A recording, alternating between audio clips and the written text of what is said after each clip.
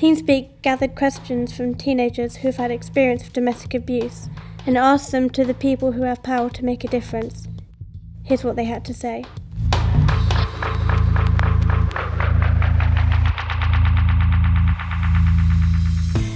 How can the government make it easier for young people to talk about domestic violence?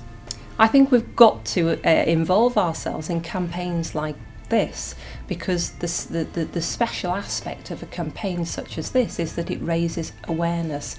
And if we can make sure that everybody knows that domestic violence is a scourge, it is abhorrent, it is inexcusable and it's unacceptable, then hopefully more youngsters will have the courage to report the abuse, and that means that ultimately we will go another step forward to eradicating domestic violence completely.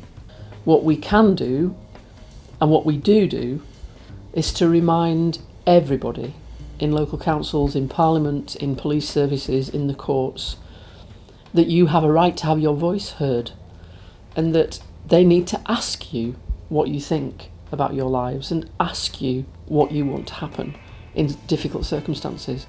You are not just people to whom things are done. You have an absolute right to be heard, and for what you say to be taken seriously. What do you think can be done generally to stop domestic abuse?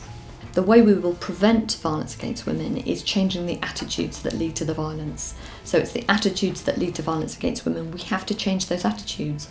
The only way anyone, any campaign, any group of people have ever changed minds or attitudes are through education. Education does work.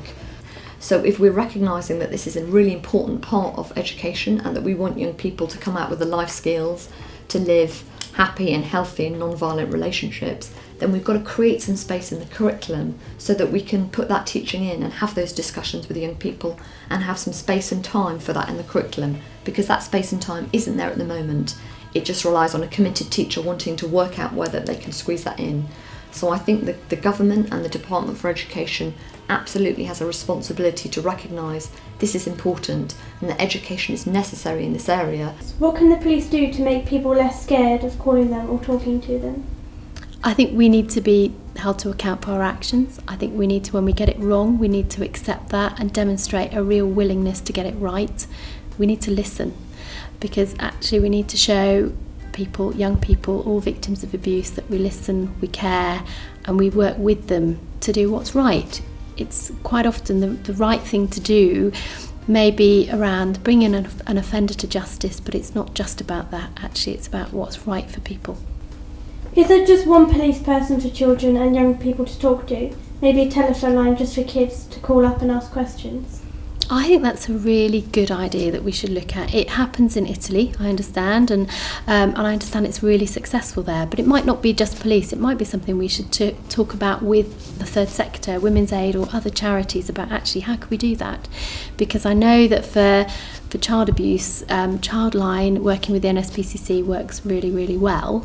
And it may be that we could consider other things and how we might work with charities or volunteers to develop something like that.